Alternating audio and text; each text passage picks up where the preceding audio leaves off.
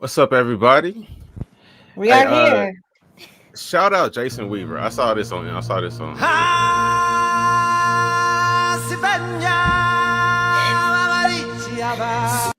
I see when I first What? watched this. The first time I watched this, I watched it with no sound, and I was tripping. Like I thought the nurse was tripping. Like why she holding the baby Why up she? like that? Yeah. No, that's Jason Weaver. If y'all don't know, he was the voice of the original Simba in the original motion picture Oh, Disney's The Lion King. So he announced the birth of his son like this. I thought it was pretty cool. that's so cute.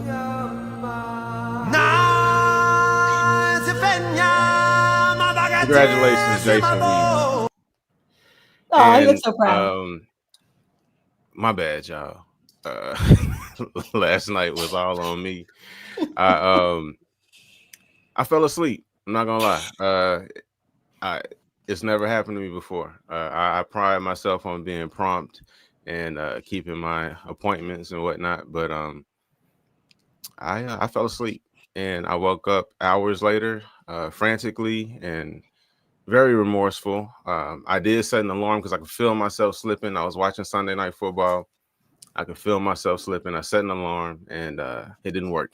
It didn't work. So that was all my fault, but here we are. I promise we got a good show for you tonight. We're going to talk about the mess that has been this season. How you feeling, Nay? I'm feeling good. Not as well rested as you, though. Not as well rested as you. No, I'm just giving you. I'm if just it giving you a makes little y'all feel shit. any better, I didn't sleep anymore after I realized what I had done, and this was at like 2, 3 o'clock in the morning. So I've been Oh up since man. then and feeling bad ever since. But No. it He's was been all very over. apologetic to you guys and me, and it happens. When you sleepy, you sleepy. You needed that rest. I'm not even mad at you. Apparently, apparently I did. But yeah, it was all my fault. And like she said, I've been extremely apologetic to her specifically because we don't even know each other like that, man. You know what I'm saying? You got somebody sitting, she waited 30 minutes. You got somebody sitting waiting 30 minutes and you sleep. Yeah. I knew So he was asleep though. When 30 uh, minutes went by, I was like, "This, he's clearly asleep." my bad. My bad. You're But all right, good. so we're gonna move it on though.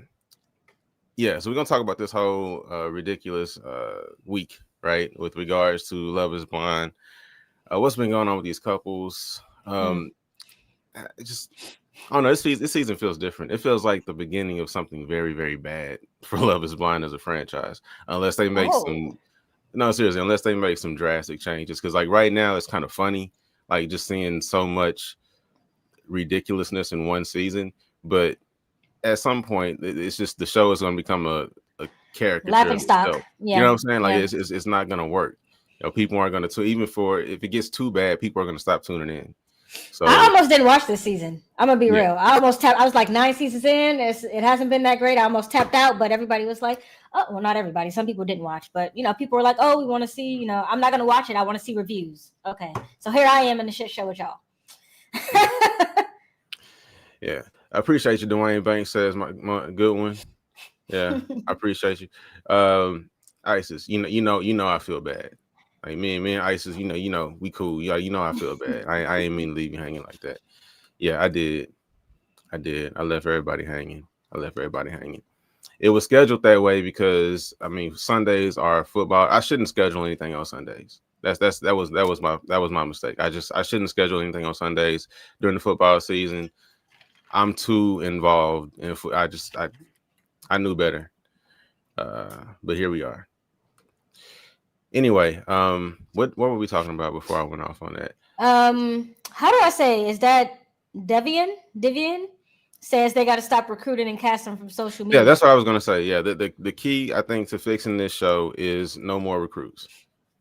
Absolutely no more recruits. Everybody who's on Yeah. Love is Blind has to be an applicant and they need to go through like testing to see like how serious are you about this. Just bring serious people. Like we had Patrick. He was serious. He's the I only think we person. had this. I think we had this conversation last time. Oh, Yeah. also, someone said that I was talking over you last time. I apologize. Look, this is that was my first time going live with somebody, and also there's probably a slight delay for us on this end for when he's talking and when I'm talking. So give me a little grace, y'all. Y'all be so mean sometimes. I didn't feel that way. And I've been Okay. accused of doing that myself. So, I just think sometimes when the conversation is flowing, because if two people are in person, they're having a conversation, there are going to be times of overlap, and it's not. If there's not an argument or a contentious, moment, it doesn't feel like you're over talking. It feels like, oh yeah, and it's a just conversation. Yeah, okay. I just want to make sure you didn't feel that way because somebody said, and I was like, damn, did I? I'm working on it. But what was I going to say? We talked about this last time about how, we don't think that there is any shortage of people who are applying to this show. So what's the issue? Why do they need to recruit? Yeah, I think they're looking for a certain aesthetic. I think they're actively trying to find attractive people or what most would say would be attractive people. And maybe because of the nature of the show itself, think about it. For the average, generally objectively attractive human being, this would not be your first choice. You know what I'm saying? Because on some level, you already know that love isn't blind. Like, you want to be able to pick the person that you're going to be waking up to for the rest of your life. You know what I'm saying? Like, that's we both agree that love is definitely, they have proved it time and time again. Yeah. So like most people, I think, I'm not saying all, because I think there are attractive people, objectively attractive people who would like genuinely want to participate in this process. But I feel like a good number of the people who would apply to this would not maybe be considered universally objectively attractive. And I think casting has an issue with that. While my theory last, and I was halfway joking, but I'm actually serious. I want to see average people, average to below average, looking people. You did say that. You said you want some ugly. That's what this show is for. Like, just the theory of seeing two ugly people come to grips with the fact that, you know what, I've been tripping, I've been overshooting. You know what I'm saying? Like, I should be with somebody like you because we on the same level. Do you think someone who feels like they've been ugly in the dating pool would even apply, or would they feel like, once they see me, it ain't gonna be too good? What I'm saying, but if the show becomes more genuine, if they start casting people who are like actually like real everyday people who are looking for love and feel like, hey, maybe this is it. It's failed every other way. Maybe I can find somebody. Maybe people won't judge me like this. Maybe people like seriously, because if they're not considered objectively attractive, then that's a lot of times why they're not given a chance. Those are the people who need to be on Love Is Blind. True. Like that's the thing. If you think about the concept of the show itself, like that's who would need to be on Love Is Blind. Somebody who's typically not given a chance because of how they look. Yeah, I agree. See that. Let's see a real season. Let's see real seasons of this show. You know what I'm saying? Taylor says, I think the people on the show are conventionally attractive. Taylor, that's the point we're making, is that they're seeking out people who look conventionally attractive and not letting the people who are applying. We know they get thousands of applications. They couldn't pick from that pool of people. They have to go on. We know one person. What's the girl name? I forget her because she left day one or whatever. Not day one, but left out the pods. The girl who left Patrick? Annie? No, Anna. Is she Anna or Annie? Anna is the one that left. Yeah. That's Anna. Okay. Yeah. No. The one that got engaged to him but left him after the fact. Is that Annie? No, that was Kacie. Oh, okay. Yeah, her. She said that they recruited her. So like, why ignore the 1,000 people who applied to this show and go and find her on Instagram just because she looked like a baddie on Instagram? Yeah. That's what's ruining the show. That's what's ruining the show. And just bring on people who actually want to do this, Yeah. Or else I don't think it's gonna get any better. But all right, let's get to this season.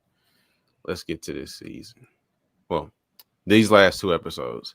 So this is what we're gonna call the more, please. Hold on. We're gonna call this the third quarter chat, right? Because we're at the third quarter. I thought we might get some weddings this week, but we didn't. Or last week, rather. I did too. But all right, so let me start this over from the top. Our first couple. What's her name? Which one is this? Is this Annie? That's Annie. This is Annie. All right, yeah, Annie. Hey, the one that, yeah, Annie and Nick. Oh. I don't know that I've seen this level of desperation on any season of Love Is Blind before. Like the begging, and like Annie and Madison have been on their knees ever since the reveal. Damn near. Like ever since the reveal. Let me clarify why I was making that face. He played this clip before when we were backstage waiting for this live to start. And I told him that scene makes me physically ill because he does not want to. When I was doing my review, I was like, I'm not watching that again. He don't want to kiss her. And then she gonna ask him for another kiss, and he's like, okay. It's like that little pucker, like a little peck you give somebody. It's just disgusting to watch. I'm sorry. I don't want to see it. I tried to capture the still of her like lingering there with her lips puckered out as he pulled away, just with the bag on her face. Like I tried to capture it, but it was too much. I think even for my computer, it was like, nah, I can't. Something ain't right with it. I don't want to see this anymore. My computer stopped cooperating. You know, I just saw right before this. I saw a clip of her saying that production made her act like that. See, ever since it came out that production was supposedly tampering with Edmond, I think a lot of people who got a bad edit, quote unquote, or who came out and aren't being shown in a good light, they're gonna come out and start saying stuff like that. And maybe it's true. You know what I'm saying? I don't know, but she seemed too good at this role. I feel like Edmond may have been encouraged because like we've heard people saying things that would allude to this isn't how he always acts. Right. But as far as Annie is concerned, this feels very comfortable. I think this is right in the pocket for her. I think this is Annie being Annie.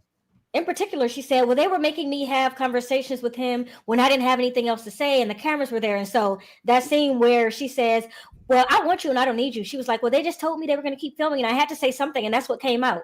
That's what she said. Yeah, you don't have to say anything. You know what I'm saying? Like the camera, I promise you, the cameras will leave. If you just sit there like, right, we ain't got nothing to say in front of y'all. Yeah, like the cameras will leave. They're not going to stay all night. You know what I mean? You don't have to start saying ridiculous shit. Like that's still a decision. Like even if they're being encouraged to linger in the conversation, the fact that you decide to respond with ridiculous shit is still a choice. Right. What you say is still a choice at the end of the day. Yeah, like so I'm not. But you don't love me as much as they want you to, like you know. Here's the deal. Here's the deal. You can agree to have a lavender marriage, right? Oh, no, you can't, right? You can't agree to have a lavender marriage, to be a beard, right? And then at the same time, proceed to attempt to out him at every turn, right? Like if you're gonna sign up for the life, then sign up for the life. Like don't show that. As soon as you get a little inebriated, you might fuck up this whole thing we got going on. Like that's what's happening. Like she knows what she's getting into. That's why she's acting like this. Like she knows what she's getting into, and she agreed to it because she wants to be married. Remember, she said, "I'm going to be married." I'm leaving here. Yep, she did say that. She's getting married. Like so, she agreed to this. And he's like, "All right, cool. You heard me talking about. As long as we have an understanding. You heard me talking about sending dick pics to my friends. Like you know what's going on here. You saw my my crop top. What was it? Crop top? In his closet that he says he wears. You saw that shit? I vaguely remember that, but I'm gonna go back because I don't remember it being a crop top, but that's funny. Yes. She knows what this is. So he's like, all right, cool, we can do this. But every time you get drunk and high, I think, every time you get fucked up, you can't start hinting at shit because it's only a matter of time before she's looking at the camera talking about, is there something you want to tell the cameras? You know what I'm saying? Like the group chat last night. I don't know. You know what I'm saying? It's only a matter of time before she gets too fucked up and she's like, what you telling them about your friend? Or she go on they do get married and she goes on a rant on TikTok about what she found in this man's phone. Yeah, she's a liability. She's giving the signs already that she's gonna end up snitching. Mm-hmm. If we're gonna do this, you got to be down for the cause. Like you know what I'm saying? Be the beard, but she's already fucking up within the role. Like this isn't gonna work. It's kind of crazy too because if she was someone who was gonna agree to a lavender marriage, he got money. She could have played it. She could have went to the snow every once in a while. You know, when he wasn't there with the boys, it could have been. He could have helped her out at the salon probably too well. And she just ain't play her cards right. But, she has a right to want to have a real marriage. I get that. But she knew that this man wasn't going to give her that. day one. So well, she thought she feels like she's desperate enough, obviously, and we'll get into it. She's desperate enough to feel like this is the only way that she's going to get what she wants. You know what I'm saying? Like by some sort of actual business agreement, because nobody's going to just willingly sign up to deal with her ass. That's what she feels like, and that's what she's acting like. You know what I mean? But my thing is, like, once you agree to it, like if what you really want is him, like, because you feel like he fits the criteria for the husband, right. If you could write out, what your husband was, it would be him. And you want him to give you a couple kids, he's willing to do that. His parents want him to have a couple kids. He wants to have a couple kids. That helps, provide the cover that he needs. Mm-hmm. You can have it's all laid out. And he fumbled, in my opinion. That's what I'm saying. She did. She fumbled because I don't know who is gonna put up with her ass. You know what I'm saying? If this is how she acts, like I don't know who is gonna put up with her. Like, she fumbled because they could have had the perfect little lavender. They could have been the perfect little MAGA couple. And live their little MAGA life, and hopefully, she would have gave him enough freedom where he don't just, get so bad at his pent up homosexuality that he fuck around and kill somebody one day. Like, hopefully, like they could have, but maybe I'm hoping that him coming on this show and people just not buying the bullshit, he'll just come out. I'm just gonna be the push that he needs. Yeah, I'm hoping that this will be the push he needs to just go ahead and be himself, because I also saw on his Instagram that he acknowledged the conversation they had about if we had a kid that was gay. And he said, well, that was chopped and screwed so much that, the message was lost. I was like, the message was there. You said what you said, regardless of how it was chopped. See, people think that, because they can chop it up any way they want to. I know a little something about chopping up a video because I cut my videos all the time for YouTube and I move stuff around. There's only so much you can move. If you said it, you said it. Yeah. And so that excuse only goes so far. I do want to acknowledge this comment by Taylor. Taylor says Nick may be Metro. I think we have that has boat has shipped.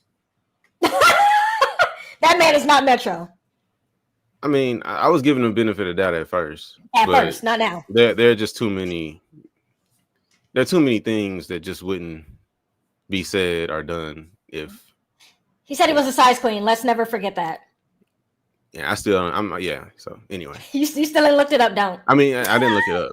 Don't look it up. I don't look up that shit because the algorithms are too smart these days. I was about to say your search history gonna start getting real weird. I look up the wrong shit. No, I'm not even going down that road. Yeah, don't do it. I'm happy for you. Me too. I love you. Are you sure? Yes. Yes, I am. See, this is where a serious person would have asked the cameras to leave. Like, this girl almost just fell off of her stool. Like, she's wobbling right now, and he's going to continue having it. This is when I knew, okay, like, why is he having the conversation with her right now? What's the like? I don't. You're not going to keep talking to somebody who can't even sit still. Like, she's literally like swaying in the chair.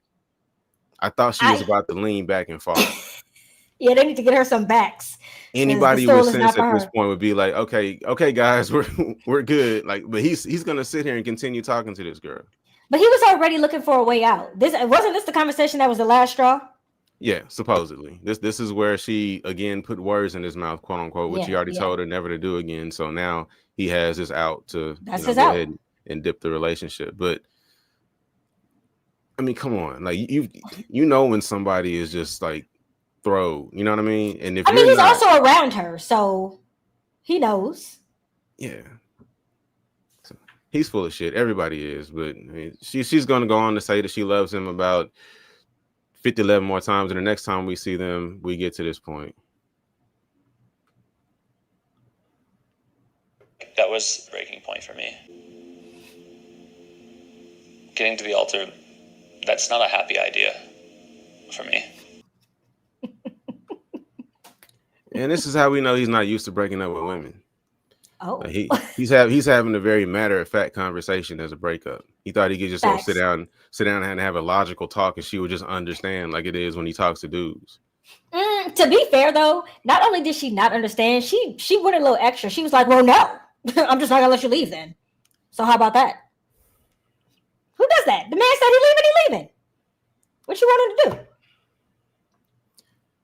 obviously that's not what they agreed to. They appear, because you can tell like there are points in their conversation where it feels like nigga, come on, you know what I'm saying? Like we talked about this. Why are you tripping right Well, now? the cameras are still You know what I'm saying? here. That's what it felt like. Nigga, I thought we was going all the way to the wedding, you know. So, but the thing is, like he can't deal with her, and that's why he's talking to her so matter of fact. Like all of the care is kind of gone. It's like, okay, look, like listen, I can't take this shit no more. Yeah. And I don't know. This is kind of a weird tangent, but like when I was watching this, I was, because it's interesting to me watching the gay dude break up with a woman. It's like it's weird, you know what I'm saying? Like how many times you get to see this shit? So like I'm watching it, right? And I'm just taking it all in, like the psychology of it all. And I'm wondering, like, I know a lot of women feel like that gay dudes are more of their allies than us, you know what I mean? But yeah. I feel like they might have less patience for y'all than we do, because like at least we have motivation. Like we want something out of y'all. Like if they get, I feel like they can get like just super like, you know what I mean? Because I think it depends. It depends. I think someone kind of touched on this, but the problem is that Annie is insufferable. And so if she would have been a different type of woman and she wasn't this type of person who was, I agree with you, I think it's high too, because drunk don't look like that. Like she looks like, I said it, she looks like she's on downers. Like she looks like kind of like, somebody in my comments said that they had experience with you know, certain psychological pills or whatever. Mm-hmm. And they feel like she's mixing pills with drink. Could be. Yeah. And so to your point, I think you said you don't like to be around people who are drunk when you're sober. Yeah, that's not fun. No, you know, I don't want to babysit you, and he has to sign up for a lifetime of babysitting her. This is marriage we're talking about. He doesn't have to do that. So if it would have been somebody else who came in, you know, classy in her own way, wasn't a drunk or whatever she is, and just came in and played the role, it would have been perfect. He wouldn't have had to lose his caring. He loved her like a gay best friend loves their girl best friend. And she's so insufferable that he couldn't even hold it. I'm sorry. It almost worked out. Hey, I don't know. I haven't done the research, but you might have a point. Yeah, you know, if women are more likely, specifically black women are more likely to die at the hand of a black man, but that's a whole nother conversation, y'all. That's a whole nother conversation. I don't claim to know anything. I just think a bunch of shit, and sometimes I say it on YouTube. But we can keep going. Same. Okay, wait. Someone said it's a lot of generalizing about gay men. Let me just say this.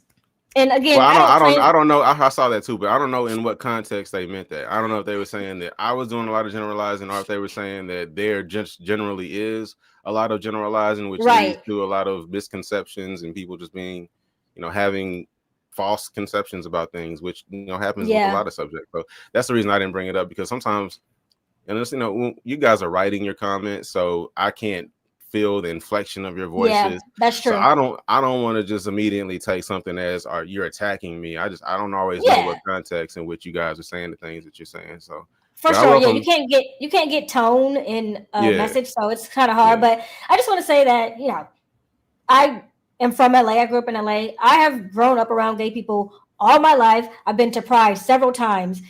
Anything that I'm saying it's really more of like a key for me. It's like, that's tea. Like when I look at him, I'm like, that is a closeted gay man. It's not shade. It's nothing like that. It's like, from my experience of having many people who I know who have been closeted, who have come out, who have been super open with, you know, them being gay. When I look at him and I see the things that he does and I see the things that he say, from my experience, that is a closeted gay man. I'm sorry. And that's why you stepped over from speculation to feeling like that's the case, because we're not just talking about the way he says it or just the way he talks or his mannerisms thing. It's not that we're not that, you know, simple. No. But no. There are certain things that are being said. There are certain things that we're seeing that we just wouldn't see and wouldn't be said if it was the other way, in my opinion. You know what I mean? Yeah. Agreed.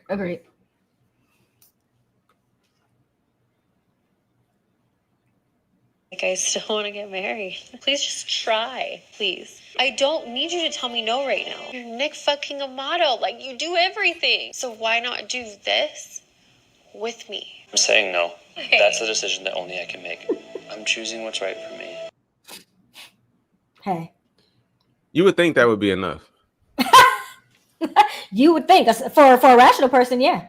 I'm choosing what's right for me. Like, it's not you. You know what I mean? Like, we just met. Like, we just fucking met. Like, you know what I'm saying? At the end of the day, we just you didn't know this guy a couple months ago. Like, you're gonna be okay. Your life, all to this point, you were living your life being you before you met this guy. However many months ago, y'all don't have no kids together. He's telling you to your face, you ain't the one. And very matter of fact, like you said, it's not working for me. I'm leaving. You think that'd be enough? Just try now, because this is where we're at. Like, get out of your head.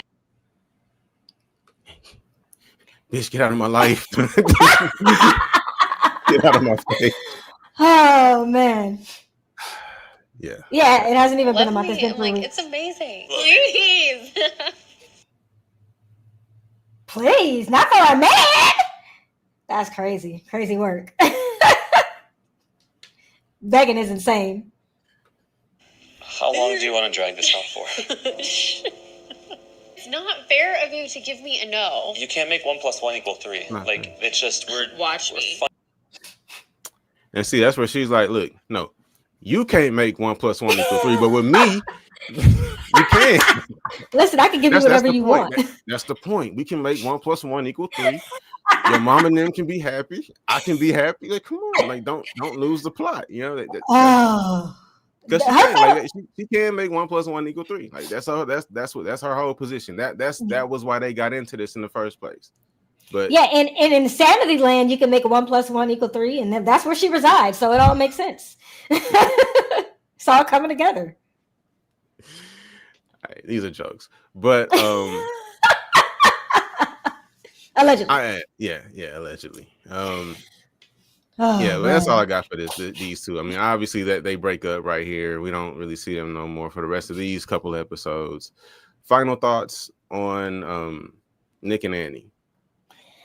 You know, we're laughing, we're having a good laugh, but a part of me was really sad watching her in that moment and watching her be like, well, no, we can make it like just try. I just want you to try, because I get that. You want someone who's going to try for you, but her not understanding that this is not the relationship for her is concerning, laughable, and also makes me a little sad, because you know, this is going to be her real life at the end of the day. Everyone's seeing this. People are going to talk. People are talking. I'm talking. We talking. And so it sucks that this is what people are going to view her as. And I'm sorry that she feels like she's not worthy of more. That's it. That's it. What you just said. Because the other side of that coin is her believing that this is something that she should settle for. Mm-hmm. Because on some level, and obviously she couldn't, because with the medication and the drink, she couldn't keep acting out that part. But on some level, a part of her at least wanted to commit to the idea that I could just be someone's beard. I can just be in this loveless marriage with this man who clearly doesn't really want me like that. Yeah. And accept it, because at least I can have kids. At least I can, have a husband, quote unquote. I can wear a ring, all of that stuff. Like on some level, she actually believed that. It wasn't just her accepting it. Like she believed that this is what she actually did deserve. And that's what's really it's heartbreaking sad about the whole thing. And that's why people are gonna stop watching, because while it's funny, at some point it's gonna be like, okay, I don't want to watch this no more. Yeah. You know what I mean? Like I don't want to watch people just fall apart. You know what I mean? I want to see people who wouldn't have an opportunity be heard, be listened to, got to know. I don't know if I'm saying that right, but people don't get to know me because I live with it. I want to see people who don't get a chance and see what happens with that. This influencers being forced to be engaged to people. Like, it's essentially these are influencers being forced to get engaged to strangers who they're not attracted to. We know how that's gonna end. Somebody gonna get their heart broke every time. Yeah, they've lost the plot of the show for sure. It's too predictable. And shout out to Lauren and Cameron. They recently had their baby on October 1st, I think. So That's what the show is about. It's bringing real people together whose marriage is gonna withstand time. And this season, just significantly lost the plot, unfortunately. The trash kind of smells, huh? You drank? That's the last one. What did you do with him? It's the passive aggressiveness I don't like. You know what I'm saying? Like, okay, tell them to take trash can out. Tell them to stop drinking so much. You know what I'm saying? Like, I'm gonna say this though, because she made a statement. He said, "Well, what do you want me to do?" And she says, "No. We how about we gonna get there." Okay, because I'm like, why does she have to tell him anything? No, we gonna get there. But I'm just saying, in general, the way she communicates is very, very passive aggressive. Because what she'll do is she'll ask after she knows something was done. She'll ask, "Did you do this?" Or she'll say something about it, and then never actually say what her problem is with it. So he'll be like, "Yeah," or he'll be like, "No." Whatever bullshit he says, and she'll like moan, make a noise, whatever, then go sit down. You know what I'm saying? Then ask about something else, which we will never actually have a conversation about the first thing that you asked about. You know what I'm saying? She doesn't actually speak about what the problem. She wants him to take the trash out. She walked in, first thing she smelled was the trash. And I agree. I think the man should take the trash out. She walked in, the first thing she smelled was the trash. Like, hey, bro, it stinks in here. Can you take the trash out? Like, you know what I'm saying? But it's that passive aggressive, and the way she's sitting, I can tell like he's probably just tired of hearing shit like that. He would rather just take trash out. So until he might just be, he might not even be doing that on purpose, but out of spite, he might just be like, I ain't gonna do it until she say it because I don't smell it. Okay, yeah. You know what I'm saying? And then that's stupid, but I mean, because take the trash out, nigga. But you know what I'm saying? Like that could be what he on. I just don't like the way she approaches things. I think she's just used to having people pamper her. She said her mama paid her bills and did all this for her, so she's not used to asking. I think that's what it is. I can see that. Yeah. Was that 12 pack? I literally had 2. When did you have those? I mean, me and Patrick had a couple, but... Patrick was over? He came here? Why didn't you tell me he came here? He came in here? First time I saw this, I thought she was talking about Patrick from the pods. So I was like, what? Isn't that who she's talking about? No, I think somebody else said that his friend was named Patrick, that she was talking about his homie from that she met at the meeting. I thought it was the Patrick from the pods. I thought it was Patrick from the pods, but I heard somebody else say they thought it was that she was talking about his friend. Oh, okay. Then maybe that explains a little. I don't know. Either way. So the joke was, if she was talking about Patrick from the pods, I was wondering if she was like racist or something. Like, why are you so offended by Pat? Like, he came in here. Like, why are you so offended with Patrick being in your apartment? Because like I feel like that's a weird thing to be. I don't know. I took it because I thought it was him. I took it as like, why is he kind of hanging around trying to get information when he's not on the show anymore? Like that's how I took it. But someone else said it was the guy from the restaurant. Yeah, I just thought maybe him and what's this dude's name? Anton. I thought maybe him and Anton were cool. Well, like, cool, yeah, that's what I was thinking. Like maybe they were best friends in the pods. You know, Patrick going through some shit because at this point he still don't know that the whole reason he broke up with Kacie is because she thinks that he's repulsive. Ooh, strong word, but that's how she feels. That's how she feels. So that Patrick is going through some shit. Yeah, but that clarifies it. If it was his friend Patrick, I kind of get it because like she has this impression that he's just all they do is drink. Yeah, all they do is go to the strip clubs and drink. So. I would kind of get her not wanting him to be around Patrick in that sense. Yeah. Okay, that makes so much more sense. Is your normal work week like you not cleaning up after yourself, you not doing your laundry? Yes. 100%. That's my norm.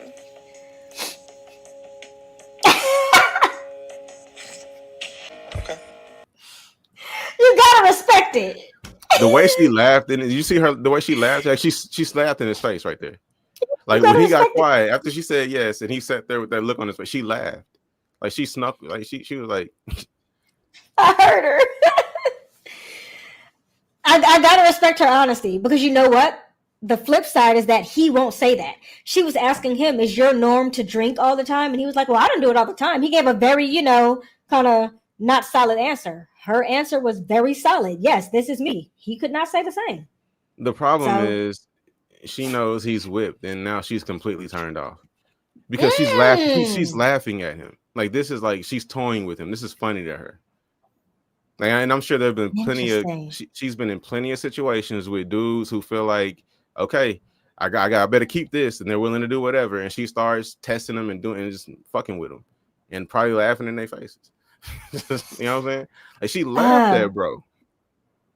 You know, these two, I never really. I thought she wasn't attracted to him from jump, and so I thought she was. I thought she was gonna go through with it because he had money, but it turns out maybe he don't have enough for her. I don't know. I didn't think she would be. Like when I first saw them when they were talking in the pods, I was like, oh, she ain't gonna like him. I didn't think he was gonna be up to standard for her. But then when they met, it seemed like, oh, maybe she is feeling him. But I think when she realized it was the 5K guy, not the 10K guy, he didn't look good enough for that. He doesn't look good enough to be the 5K guy.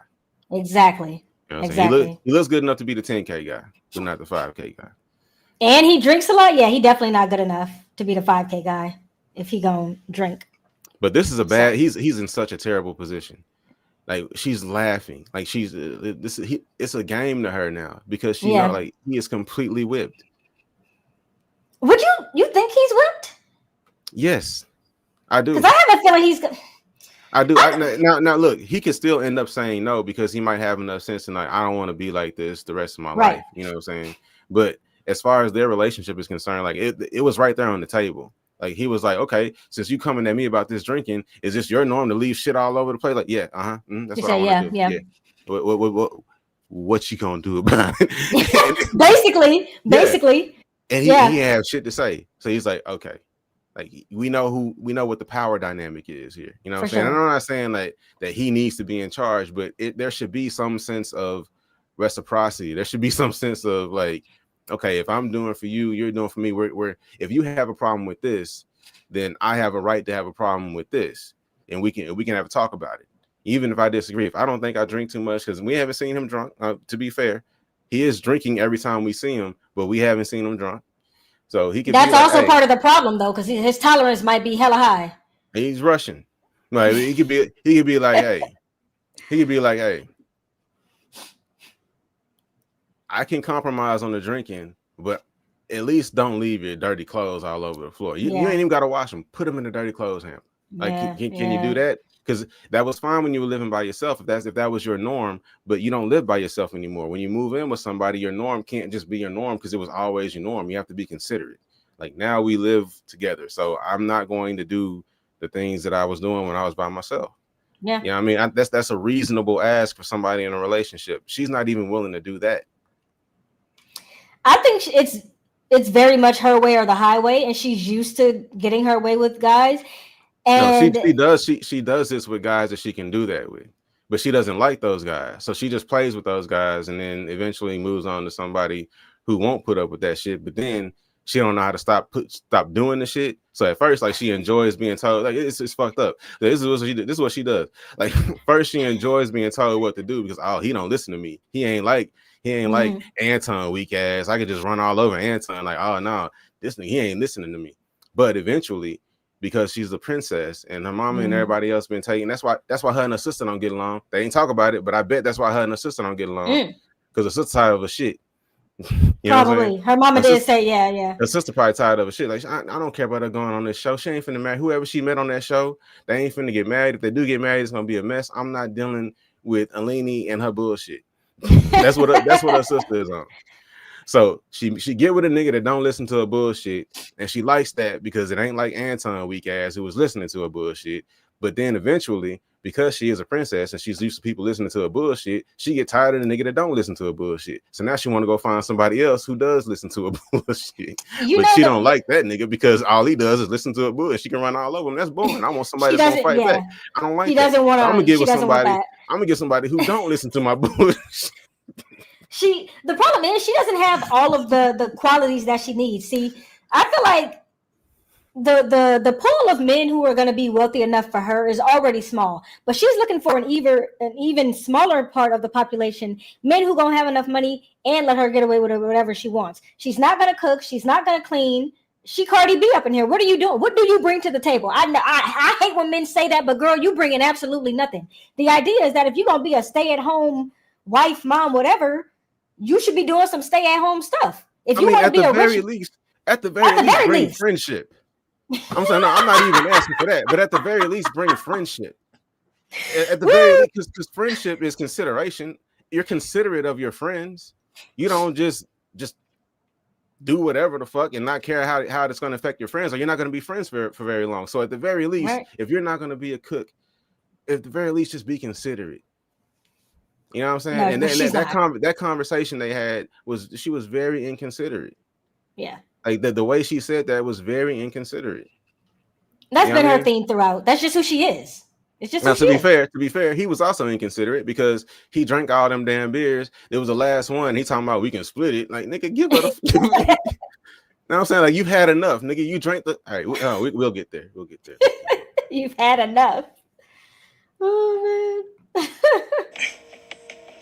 Like, if it's an issue, it's an issue. What's an issue? Me having more drinks than you think is acceptable in the course of 10 days? Mm-hmm. Okay. It's like, tell me what you want me to do. No. Huh? You're a grown person. Mm-hmm. I'm not here to tell you what to do. Now she's disgusted. You know what I'm saying? She was already turned off. Now she's just disgusted. I don't want somebody. Let me be specific. I would not want a man who I have to tell what to do either. So I get that piece of it. But at the same time, though, I understand that's whatever. Cool. Like, he shouldn't have tell him to take the trash. If you walk in and the first thing you smell is the trash, then he should have sense enough to take the trash out. Right. Mm-hmm. That's one thing. But if this nigga has been a functional alcoholic all of his adult life, he might need to be told, hey, Anton, you might not know this, bro, but it's not normal to drink 10 beers and just be completely fine, nigga. Like, I should notice the difference between you before beer 1 and after beer 10. If you are the same person after beer 10, you drink entirely too much. Like, this is not normal. Yeah. You know what I'm saying? Like, he might need to be told that. There are certain things that people need to be told. So I think what he's asking about her telling him is fair, because in his life, like, he's not struggling because of his habit. You know what I'm saying? Right. It's not keeping him from being a functional member of society. It's not keeping him from taking care of himself, paying his bills. So, and especially if he's not falling over drunk. We've never seen this man we've never seen him stumble or anything. So we haven't. He might not know that's a problem. Like, on that level, for real. I hear that. I will say this. When I say I don't want to have to tell a man what to do, what I mean is specifically, like, not in this situation. I mean in a long-term relationship. If I'm like saying the same thing over and over and over again, then it will become a problem. This situation, they don't really know each other that much. However, I do have an interesting perspective on the alcoholism thing, because I grew up with an alcoholic, and he isn't even an alcoholic. And the person who I grew up with was also a functioning alcoholic. Mm-hmm. And he knew that he was an alcoholic. But if you try, and a heavy cigarette and cigar smoker, but anyway, if you tried to tell him, like, you had too much, he'd be like, back the hell off. Like, this is my stuff. And Anton isn't even at the place where he sees that it's a problem. Now, granted, he might not know it's a problem. Maybe no one has ever told him. But if he doesn't see that it's an issue, it might be, I don't know, like, it's going to be really hard to get him to see why she sees as a problem. He's talking about over the course of 10 days. Yeah, most people don't really have that much to drink over a course of 10 days. Maybe it's a once, every weekend type of thing. But, like, it sounds like he's pounding multiple beers every night when he gets home from work. He's having mimosas in the morning with breakfast. And so I can understand, how do you gauge that conversation? How do you say, hey, look, I guess she did say it. I'm concerned. It concerns me. You've had enough. Like, every time I see you gotta fucking drink. Anton, stop drinking. Like, just say this shit. You know what I'm saying? Like, if this is his norm. I'm not saying, like, I hardly ever drink. It's extreme. I'm such a lightweight when it comes out. It's extremely rare that I drink, right? I love a good drink. I hardly ever drink. But it's not that I haven't, I just don't. It's just not something I do regularly, right? So he just, like I said, he just doesn't know. I really feel like he just doesn't know. I think he doesn't know. Okay. That this is a problem. But at the same time, that could be bullshit too, because maybe the reason he's single is because he keeps getting with women who are like, Anton, stop fucking drinking. Yeah, slow down. Like, goddamn, bro, like this is not cool. You know what I mean? Like, I don't know, but maybe he doesn't know. But I just feel like something like that she would need. But her problem isn't necessarily that he's asking to be told what to do in that regard. Her problem is that she knows she can tell him what to do, and she don't want somebody that she can just tell what to do. I agree with that. That's not what she wants. She wants a challenge. She wants a little pushback. Something. She gonna walk all over that man. In the fridge? What's that? Is the tequila still in the fridge? Come on, dog. It's the look off in the no, that one's not. Why did he get up? Now, mind you, before she sat down on the couch, she was looking in the fridge. Mm-hmm. Like, she knew the tequila wasn't in there. Like, she already looked for the tequila. When she realized it wasn't no more of them other drinks, she was like, okay, well, maybe the tequila gone too. So I'll store that one. We'll talk about that from the couch. So she already knew the tequila wasn't in there. She didn't know. Well, he knew too. Yeah. And that's why she's sitting there, and that's why she's sitting there laughing at him, because like, you only do that when you're afraid. Like, that's what kids do. Kids do that because you're in a power dynamic with the parent. And if they find out, you know what I'm saying, that you did what it is that you did, you're gonna be in some kind of trouble. Like, why are you afraid? Why are you afraid right now? That's not a turn on for her. So she's like, okay, this nigga is scared of me. I can tell him what to do. She's losing attraction. Yeah, like this whole scenario, not only the fact that he drinks all the time, but just the way he's handling this is completely turning her off. Like, she might have been able to work with him if he was willing to work on the drinking, because like I said, he seems to be completely functional for as much as we see him drinking. Like, they were out on a fucking sleigh ride with mugs drinking champagne in the snow. Should have been having hot cocoa or something. Anyway, so I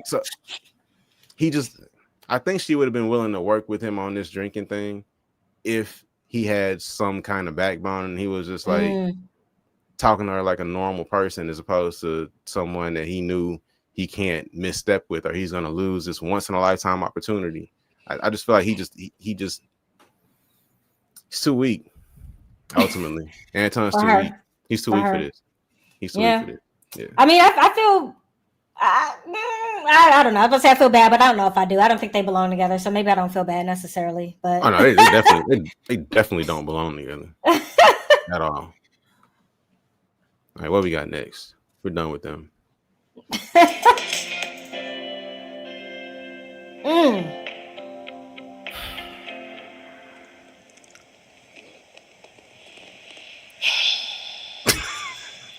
You know what's funny about this? How long have the cameras been there? You know what I'm saying? Like, they're all set up, and the reason she's over there heavy signs. We're about to hear what she says. He just ain't saying shit. Like, I looked at. He's looking at skates. He's literally looking up skates. He's literally looking up skates. What is he doing? He is shopping for skates.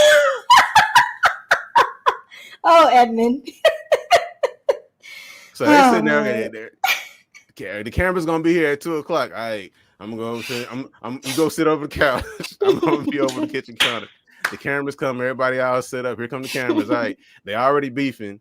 You know, they've been arguing all day. Like, she already said, she about to say he don't act like this off camera. So they've been arguing all day. Already beefing. Cameras come set up and go.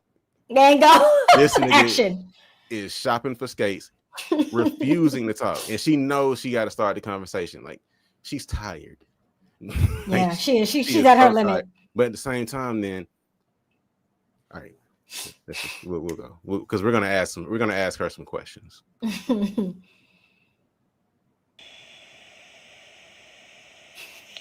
Why do I always have to be the one to bring up the elephant in the room? She said.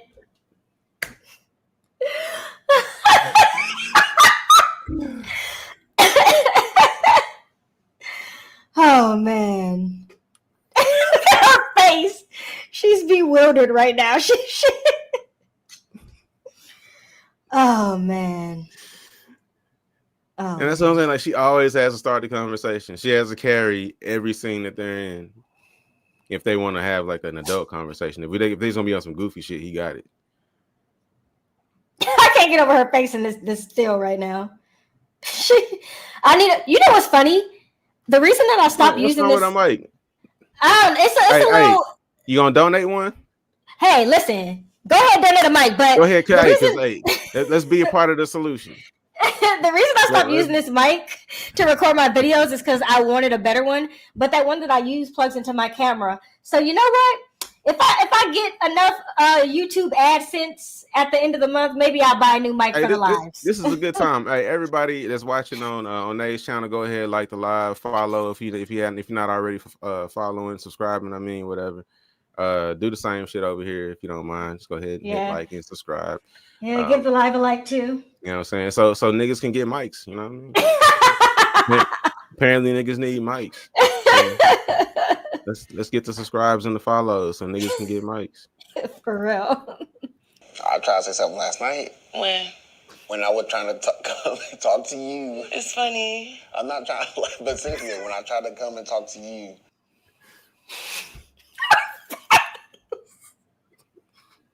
When I'm trying to talk to you, like, why is she here? Stop right now. Like, come on, man. Like, this is us the entire. This has been us ever since he said he eats boogers. Every time he's on screen, this is me watching this show. Her exact posture right now. That's me watching this show. Every time he's on screen. Why are we still doing this, Kalybriah? Come on, Kalybriah. Like, let's be Kalybriah. Let's be serious. Come on, Kalybriah. I don't know if you remember the Chris Rock show. That's old. That's old. And there was this nigga on there all day. Chris, come on, Chris. Come on, like Kalybriah. Come on. Like, what's going on? But I was really confused in my last review. Like I admit it. I think she might actually like him. I'm to that point because I feel like any normal person would be like, okay, even if I was doing this just to stay on the show, get some more likes, looks, follows, whatever. All right, we're an episode away from the weddings. Like, you can walk away now. Like, you know what I mean? Like, you've been on here long enough. If that was your plan, but now I'm actually starting to agree with public opinion that because she is a social worker, she has taken him on as one of her cases. And that's what I think she's too compassionate and she sees a patient in this man. And she can't let go because she want to help him. The social worker in her wants to help this man, but the the rational side of her is looking like, what the fuck? Again, Edmond? This shit again? So, okay, but help him in a marriage?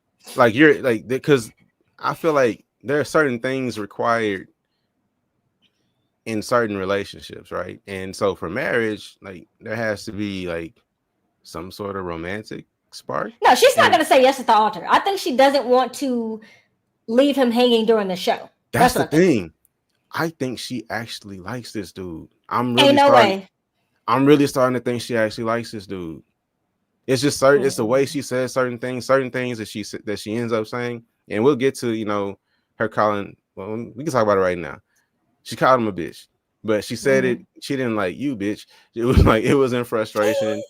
Because honestly, and this is normally when that happens, y'all feel, oh, that's so disrespectful.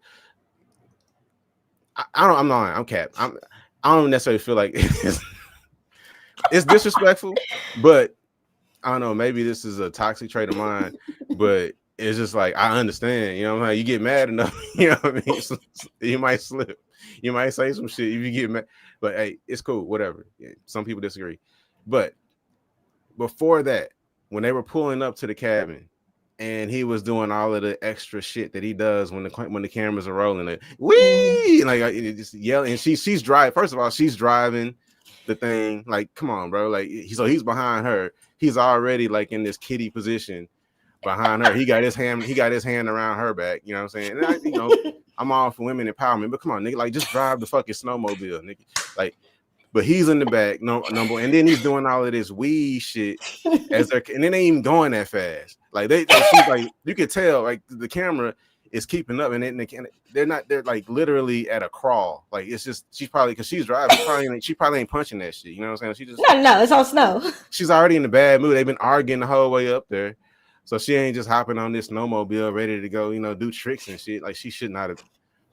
So he was already on my nerves as they were riding up to the cabin. He was on my nerves because I wanted him to shut up all of that weed shit.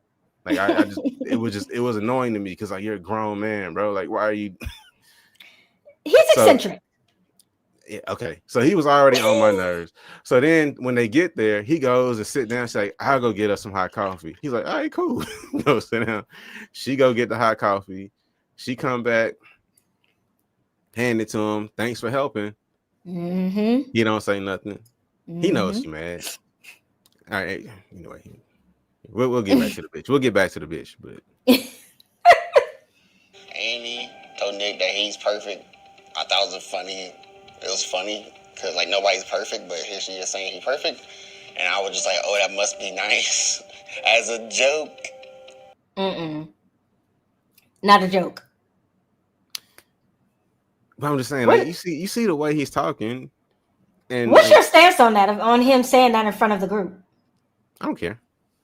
I don't like it. I don't like people, and maybe he didn't see it this way, but I view it KB's way. Why are you bringing up issues that you have with us in our relationship in front of a group of people? I don't like that. The thing is, though, if I'm a third party, right? Because I am a third party. I was watching the show. So if I'm a third party there in person and I overhear that conversation and I hear him say, that must be nice. My immediate thought is KB must not be telling him he's perfect. My immediate thought is this weird ass nigga is excited about her telling this nigga that he's perfect. That's my immediate thought. I'm not equating that to some issues in their relationship. Unless he actually says KB doesn't say anything like that to me. And I think she did say later on that he actually said that, and maybe they cut that out of the edit.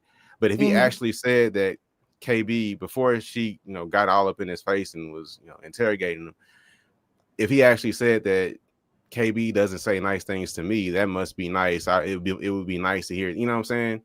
Then you're like, okay, I don't know why you're saying this right now. But even then, I wouldn't necessarily believe it. I'd be like, I don't have nothing nice to say to you right now. And you're like, why are you saying this? This is weird. But I'm just saying, as a third party, I didn't immediately think that, oh, he must not be hearing this at home. She made it an issue, I think, by getting a lot of people think that, but I don't know. I guess maybe I was triggered, but I was like, to me, it sounded like must be nice to be valued in your relationship. Like that's me putting a little extra on the statement, but that's how I heard it. Yeah, I mean, I guess that just didn't trigger me like that. I just it wouldn't have equated. I feel like if I was there in person, I think if I was there in person, I would actively try not to be around this nigga. Yeah, you avoiding him. You definitely avoiding him because like after seeing him dry humping the floor, like all right, bro, like there's something wrong. Yeah, I hope they bring that up at the reunion. I really want to know how she feel about that. I need to know how she feel about the other thing, which I'm trying. Yeah, I know you do. Yeah. We all do. That's what I need to know. Oh, all right. So I guess we're done with them. So back to the bitch, right? So so they're up there on the mountain. He didn't bring her she brought him the coffee. All right, not the hot chocolate. Hot chocolate. They sitting there having a little sip, and she's like, all right, we're gonna do it again. Look, I don't like how when the cameras come, you want to act all, funny and like everything's cool and we're laughing and we're all in love when 20 minutes ago you were an asshole and you haven't acknowledged being an asshole. Now her whole story leading up to him being an asshole, I didn't really follow because her stories be too long. I'm not gonna lie, like they be too long. I stopped paying attention, so I don't really even know what he did that was so asshole. But she said he was an asshole. Cool, I'm gonna take her at her word. If bro ain't apologized for being an asshole, right? And then making all these kitty noises riding up the slow hill, right? Not helping with the hot chocolate. Like this is all this built up shit. And she's trying to talk to him. And now since we're on camera, not only can she not have a conversation, this is frustrating shit. Like not only can she not have a conversation with him because they're on camera, but the conversation that she does have is with this caricature of himself where he's acting like this overly eccentric person. Like maybe his natural personality is eccentric, but if he's acting overly eccentric with the nice and just putting that's the extra shit on the what he's words, saying. inflection. That would be, if you're already annoyed, that would be infuriating. Like, I'm already annoyed with you. You weren't acting like this before the cameras. Now here come the cameras. I need to talk to you about this shit that you still ain't acknowledged. And now you talking like this and you acting all funny and shit. Like, I might call you something. You know what I'm saying? Like, this is, but again, why are we still here then? Because he's been doing this the entire season. If that's why you think she likes him. That's why I think, and not only that, but when they have their little makeups, the things that she's like, she seems serious. Like when she sat there and told him that she wants him to shoot the club up. Like, I don't think she was just saying that just, to get to the wedding. Like, she's on camera telling this man that she wants him to shoot the club up. Ladies, I don't know. You tell me. No, I mean, we ain't telling you nothing. You go on this show, even if you're trying to get to the altar, if you really don't fuck with a dude like that, you finna tell him on Netflix that you want him to shoot the club up. You ready for him to shoot the club up? I told somebody I told somebody that he would have been hating from outside the club because he can't get in on that one, because ain't no way I would have said that to that man with how he acting. I think she likes the dude, man. I'm sorry. I hate to see it. I hate to see it. And that's what I don't understand about her, because if this is what you actually like, then okay. You know what I'm saying? Like, look, there's a top for every pot, isn't that what they say? You know what I'm saying? So Booger Eaters need love too, I suppose. I'm forgetting the order of events because she does bring up a lot of things. I think that conversation that they had before they got to the mountain was the fact that, because that was after the tux fitting, right? I think that was. She was saying, or was it the Bachelor? I don't know. It was something. And she was like, oh, well, the theme for this is going to be rodeo or whatever it was. And he was going to go shopping for that, for something for him, for the guys, but he didn't want to go shopping with her when she needed help with it. And I think he was just willing to do stuff on his own but not help her. And for me, that's been a running theme in this dynamic, is that he doesn't really help her. He's not a helpful partner. And she's the mama in the relationship. Yeah. Nobody wants to be a mama to a man. Come on. It's draining. It's draining. I mean, he wants kids. That's their dynamic. She's literally the mom, and that's how she talks to him. Like, she's the mom, and that's how, and he's sitting there dealing with it. But he has mommy issues too. He has money issues? No, well, I don't know about that. He has mommy issues. Oh, well, yeah. I mean, we saw his mom, so we know what that is. Like, yeah, for sure. But at the end of the day, she's still here. Like, we see people leaving this experience. Let's get this on. I haven't even read it yet, but I trust this person's opinion so much. I'm just gonna put it up. I was reading that too, because she usually has a really, really strong opinion. Remember, she said she falls in love with potential. I think she likes what he could potentially be, but she's annoyed at the person she's seeing in front of her.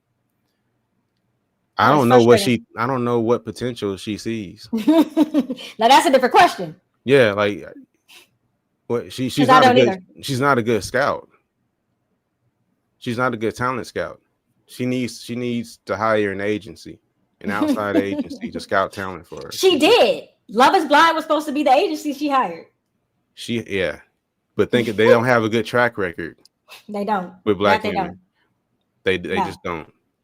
They don't have a good track record with black women specifically. They don't have a good track record with anybody. Like, none of these couples end up working out, but occasionally, like, we have. So what do you think? Is it starting to set in? Shut the fuck up, dude. Jesus Christ. We're gonna get the fuck out of here. I can't do this. So I gotta go. All right, so check this out. This is my interpretation of this. Like, they're encouraged to have certain conversations, and the last person he wants to have these little bullshit conversations with right now are his best friends. That's why he was like, so is it all said? And like, shut the fuck up, bro. Like, do not. You know what's up, yeah. You know what I'm saying? Like, no, I'm not. Nah, come on, bro. Like, I gotta bullshit with enough of these people. Like, his friends know. Like, I promise you, like, his friends were the first motherfuckers he reached out to when he got his phone back, because they were waiting for him to let them know if he ended up with Jessica from season 6 or Megan Fox from season 6. Like, don't do that. He had to let them know immediately what situation he was in. So they've known this entire time how he really feels. So his friends sitting there talking about, so is it sitting like, ready for the big day, buddy? Ready, you know what I'm saying? He know he's finna say no. You know what I mean? He's already had the talk. Like, bro, I can't do it, bro. Like, I tried. Like, we went to Mexico. I went all the way with her, bro. I really tried, bro. I can't do it. I feel so bad for her. I do feel bad for her. I do. Yeah, we'll get to that. I think you can still have love for somebody, but know that maybe they're not the right one. So I just want to understand, like, why, what is missing? Maybe it's a pride thing with me. I don't know, but I just don't see myself asking why. If somebody is like, I don't want to do this no more. I really don't. I mean, I'm talking about like I really don't see myself because for me, I think the pride would just kick in the meeting. Like, I, you know what I'm saying? And maybe that's not healthy because maybe I need to know. maybe then I'm going away with questions. You know what I'm saying? And I'm not free going into the next situation or whatever. So maybe that's not a healthy approach. I'm not advocating for anyone to be, callous, so to speak. But I need the closure, though. I don't know. Even if the closure is going to be that I'm not getting closure. Like, if you're just going to say it just is, okay, well, that's enough then. But I need to know something. You don't have any reasons. He don't want to say. It's just not right. It's not right. I could feel it. What he's doing, I feel like, in that moment when she says you don't have any reasons, he's asking himself, like, can I really tell her? Like, do I want to tell her? Like, can I actually do this right now? And he's like, nah. Ultimately, there's no way I can do this and come away looking good. Yeah. How do you? Well, let's keep going, and then I'll ask because I'm curious. No, go ahead. How do you feel about him dropping out pre-altar? Because historically, I have been of the opinion that, look, the show is designed to make it to the altar and say no at the altar. That's the show. And a lot of people don't like that because they're like, well, if you don't like the person who would, just say no before. I'm still not fully on board with that because I do think the show is like, make it through the full experiment and say no at the altar. That is the show. And so, I don't know. I go back and forth on if I think in this situation, it was clear from the beginning. So I don't know. I think maybe he could have done that had he not had that meeting with her anxious ass family. And with them essentially begging him to marry her and not surprise her at the last minute, because then he would have had to do it in front of them. Right. So maybe without that, maybe without that it could have happened. But what's going on? Y'all real microaggressive in the chat. I ain't seen that. Who been microaggression? I don't know. Hey, let's not be offensive to one another. You know what I'm saying? We just talking about a silly ass show. So at the end of the day, you know what I'm saying? we don't know none of these people. And for the most part, we all don't really know each other like that. So let's not be rude, you know what I'm saying? Yeah. Let's all be respectful and just have a nice talk about some crazy shit we saw on TV. But yeah, I think that for him, it just got to a point he realized he couldn't do that in front of her family, with as invested as they were. And then at the end of the day, he does have a heart. You know what I mean? Like he never wanted to hurt the girl. And you can tell like he's agonizing in this conversation. Not for the reasons she is, but he's absolutely agonizing. In a different way. Yeah. I agree. But I can just see him in this moment asking himself, like, can I actually say this? And then he just ultimately was like, nah, I can't. I just want to know why it's wrong. Because that's where you're not giving me any clarity on that. Yeah. He's struggling. Ooh, he just want to get out of there. You can see it all over his face. Hey, she finna make me call her fat on Netflix. Like she really finna make me do this live on Netflix. Like she's not gonna let me walk away without saying this shit. Like I'm.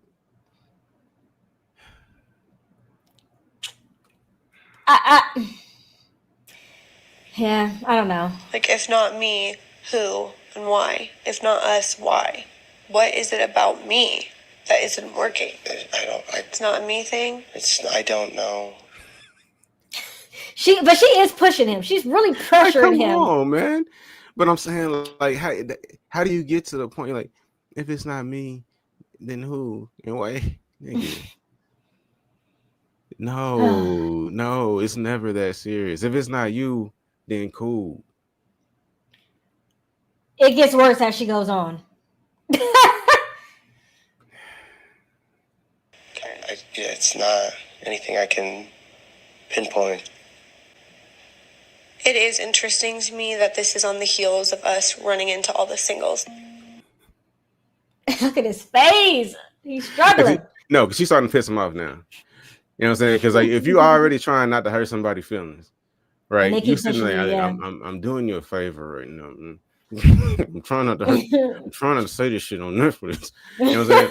You're already trying not to hurt somebody's feelings, and then they start throwing out some wild ass theories, like, "Oh, are you messing with somebody?" Like, all right now, you know what I'm saying? I'm about to tell you just because you're starting to piss me off. You know what I mean? That's exactly the look on his face right now. Like, I see that. I'm wondering if if the idea that it could be physical attraction is even coming up in her mind because they've slept together. She knows it's physical attraction.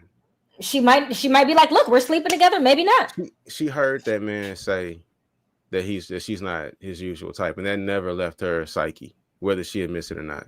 Well, that's she heard him say that shit. And every time that she's asked him about, you know, the physical attraction, or asked him about how he felt when you first saw her, like we talked about that. Every answer that he gave alluded to the fact that he was disappointed in what he saw, and we felt like she's just not hearing it, she's not listening. Like, oh, she heard it, but she just chose to dismiss it because he was going along with the process. He was trying, he was being physical with her. I do feel like maybe the first time they did it, he might have initiated, like, okay, let's see if we can, you know, get this going. But I think ever since then, she's been the one initiating it. That's what I feel. Is he the one that only tells her he loves her when they're having sex? That's what she said. Well, I mean, that's what she said. But and you know, and he shouldn't be doing that. He absolutely should not be doing that. If he's doing that in that moment, that's because that can be very misleading to her. You know, this is very. It is. Yeah, it's a very intimate moment. You're saying some things, and she has a ring on. You know what I mean? Like, but yeah, he's getting mad. He's getting mad because he's trying to spare her feelings, and she's actively stopping him. Like okay, if you bring up one more out, you accuse me of doing one thing with one of these singles out here, I'm gonna call you fat on Netflix. I'm gonna do this face right now is like, oh, this bitch just won't stop. Like, girl. Yeah, like, that's annoying though. It's a very uncomfortable conversation. Okay, I froze. I had to stop. It's just pretty embarrassing for me. It shouldn't be. Is there somebody else that you want to explore things with, like in the singles? No, absolutely not. You're okay with the idea of me being with somebody else? Please be with somebody else. He does not care at all. Please, immediately. Like, matter of fact, I got some people who I think you would get along with. Right, I got some homies. Kimberly has an interesting comment here. Is it the podcast comment? Yeah. Okay. Apparently he told her. Now, why that would make her show up? If he said that to me, then clearly we're not meant to be. I don't know why that would make her go the delusional route. Insecure, maybe, but delusional, I'm not saying. But that's what I'm saying. She knew. So he said this, and then ever since then, she's been looking for, like, she keeps looking for confirmation. Like, does he really like, you know what I'm saying? And that's why the conversation she had with Kait, talking about the physical attraction is there. He said he wants to have kids. Like, she's concerned about that. But she doesn't want to say it because she's just trying to be positive. She's trying to speak positively about it. She doesn't want to feed into the possibility that it's true.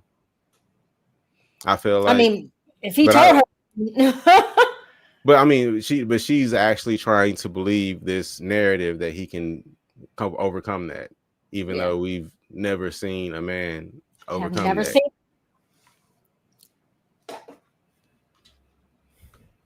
Feel bad for her. Every still on a you get thought you him. would like to think about. Well, that's what you have to think about if you're ending this, because it's like, for me, the thought of thinking about you as somebody else a year from now, like, makes me feel sick. Obviously, that physical aspect, just the holding, the touching. I mean, You know exactly when to pause it, don't you? No, I don't. I just feel You're doing like a great job. I'm going too long. Let me stop it before they try to copyright strike. Because hey, man, we just talking about the show. We ain't trying. We're just talking about the show. But yeah, it's just like I said, her and Annie. This level of begging ever since the reveal, it's been consistent. They're just like knees woe out. Please. Knees woe out, man. It's not a good look. it feels good to do that with you. Knowing that you and I are never going to sleep together again. Knowing that we're never going to cuddle again. That we're That's never the going point. to do any of this stuff ever again together. That sucks. It's like that's the point almost. I don't know. Oh man, the pain.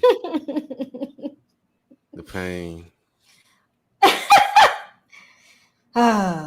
He just down bad. Do you think that if we had just met in the real world and were able to date, do you think that would have worked? Fuck a wedding, fuck marriage, like whatever. Because I really feel like it's just you're. Now I don't know why in the hell. I don't know what compelled her to ask that. You know the answer is no. You would have never even. He would have never even looked your way. And see, now he's kind of resigning. So okay, I'm gonna have to tell her something. I'm gonna have to give her some kind of clue. Like, all right, keep going. Freaked out about the marriage part, the timeline or the whatever. It's not the timeline. I feel like we probably made it a lot farther in this than we would have in real life. Why? Just because I don't think I would have got to know you as deep as I did. Maybe she wanted him to say it so she could make him look bad. Maybe she wanted that. I don't know. I'm starting to wonder. I'm seeing comments, a few different comments saying that this is a re-recorded breakup. And we know that they do that. They did it with Tyler and what was her name? Whatever. We know that they do that sometimes. Yeah. And so if that's the case, then she was just I feel like she was trying to egg him on and be like, it's you. I'm not physically attracted, you know? Maybe. But Maybe. in the process of doing that, you're making yourself look pretty fucking pathetic. So just take She the said L she and was walk delusional. out. Because if that's the goal, I mean, yeah, best case scenario, you get him to. Is that even best case? Like, do you want that footage out there? Right. Forever of him telling you to your face that I don't like the way you look. You know what I'm saying? Like, essentially, is what he's saying. Yeah. I wouldn't want that. I don't understand the beggingness of it all, but I mean that said it as plainly as possible. Like in the real world, we would not have I would have never even approached. Yeah, in the at world. all. It wouldn't have happened. And she still said why after that. Yeah, like what? What you mean? At that point, what else could it be but physical attraction if I wouldn't even approach you? But she knows. She knows. She knows. It's that toxic positivity. You know what I'm saying? Yep. People just sometimes you just gotta acknowledge shit fucked up. Oh man, I haven't been watching the interview circuit that people are doing, so I love when y'all let me know what's going on. Yeah, I don't watch them interviews too, and I saw where you addressed somebody making a comment about they saying we were being too harsh. I'm like, first of all, I never even addressed this because they didn't say them, and if they said it in my comments, I didn't see it. But I will address it real quick. So somebody made a comment that we were being a little hard on Joe. Apparently, I feel like I've been in Joe corner the whole damn time. I feel like I ain't never really even said nothing bad. Only thing I said about Joe is I didn't like the way he talked behind Nick's back. Like I feel like if you don't like Nick, I want to see you tell Nick that you don't like Nick to Nick's face. I don't want, or if you ain't gotta tell him to his face. I'm not advocating for y'all to go tell people you don't like that you don't like them. You know what I'm saying? That's not something you just need to go voluntarily do. But at the same time, if you're gonna make it a point to be on camera saying that you don't like somebody, I don't want to see scenes of you laughing and carrying on with them because I don't like that fake shit. That's all. So Yeah. either let me see no scenes with you and Nick, or let me see you telling Nick how you feel, because I don't like that fake shit. That's the only criticism I've had for Joe. I've actually felt like Joe tried to try. With, You did with say Madison. you did say it. I feel like he tried to try. I feel like he saw her and he realized, okay, I got the Megan Fox box. I didn't get the EpiPen. Oh, here you go. I got the Megan Fox box. Here So you go. I gotta Jimmy my way through this shit. You know what I mean? That have a whole new meaning now. You know what I'm saying? Lord. So he tried to try, because Jimmy tried to try. Jimmy tried to try, man. Yeah, but in the end, though, she ended up being a little crazy. She was coming at him all kinds of sideways. Nobody blames Jimmy for not Yeah, being able that to was do all that. her. Hey, but I'm saying, but he had to get in his Jimmy bag real quick. He realized put his Jimmy hat on real quick. So I haven't been critical of Joe at all. I feel like Joe I think he was one of the most authentic people we've had this season. Like, even that scene, him sitting there saying, I can't do this shit. That's the type of shit I would end up saying if I was on a show like this. If I just got to a point where I'm just done emotionally, like, hey, look, I can't do this shit right now. I can't film right now. If y'all keep filming me, y'all gonna find out what nigga shit means. Like, for real. Like, this gonna be a hoe. Y'all got to put this shit on Zeus if you stay with me Not Zeus any longer. Like, get the fuck out. Like, for real. Like, I understand him getting to a point emotionally where, okay, I can't do no more of this fake shit. Yeah, that's what it is. Like, he don't want to have that's why he got so mad at his boys. Like is it setting in for you? Like, you putting the tie on now. You ready to get married? Yeah, play with him. Play around with him. Like, hey man, shut the fuck up. You know, I actually think it's worked out really well that we tend to, who you are harder on, I'm giving a little bit more leeway to. Like, I think it's worked out that way that we're pretty rational people. I don't feel like we go too hard on people if it's undeserving. I feel like. No. I don't know. No. I mean, I honestly only address it because you address it. I don't address a lot of shit. I mean, people have opinions, man. You know, whatever. Like, it's cool. Yeah. I welcome everybody. Yeah. I welcome all the opinions, but I mean, I still have mine at the end of the day. At the end of the day, exactly. But last couple we gotta talk about Megan and Jordan. So I don't have any footage of Megan and Jordan, but we know what happened. We see them meet Jordan's parents, and it was a decent meeting. I felt like there was a little something between him and his dad. But I feel like that just might be, some normal father-son banter or whatever. But there was a couple of moments where I saw him look at his dad a little sideways, and his dad was kind of saying some shit that he didn't really like the joke he made about him getting a hamburger at fancy places. I don't think he appreciated his dad saying that. But overall, it was normal family looking, whatever. So not much about that. But the conversation they have later on where she's saying that he doesn't stimulate her enough, and he doesn't want to, they don't talk as much anymore like they did in the pods. Like, first of all, like, that's the only thing we could do in the pods. Like, there's no way we're never going to talk that much, because it's just in real life. You don't want to talk that. Nobody wants to talk. Even people that love to talk don't want to talk all the time. You know what I'm saying? Like, there are moments you just want to be silent, sit in silence, and just chill. But that whole conversation where, and I kind of made the whole thing a joke, where she's like, talk to me about your job. Like, he's a service manager. I interpret that as he works as a service manager in a car dealership. That's what you said that. Okay. That's how I interpret. I don't know if that's true. I haven't looked up what Jordan does for a living, because I don't want to accidentally see whether or not they said yes, whether or not they're still married. Yeah. I don't look shit up about these people. I don't watch interviews. Same thing you said, right? I just watch the show and I talk about what I see on the show. I might end up seeing some shit if I watch somebody else's reviews, but I only watch other people's reviews of said episode after I've recorded and released my own review, because I don't want to know anything extra typically. What was I even talking about? Oh yeah. So she was talking about him not want to talk about his job. If I'm right, if he works as a service manager in a car dealership, that's high pressure sales. That's lots of hours. Car dealerships are always fucking open. Now, the service department isn't always open, but car dealerships are always open. You know what I'm saying? Like that, and everything runs on quota. Everything runs on sales. Like, give a fuck what you did last month. What have you done for me lately? It is a high pressure, high sales environment with a lot of fucking hours, and you work with assholes. Yeah, I agree with that. at once I was an internet manager. I managed the internet department of a Cadillac dealership. The internet department. Yeah, internet sales. Internet sales. Okay, yeah, okay. People that send shit in online. So yeah, I used to manage the internet department of a Cadillac dealership. I got out of the car business because I hated the fucking hours. I hated it's just and it's no matter how good you did 1 month, you can make 5 figures 1 month. Don't mean shit the next month.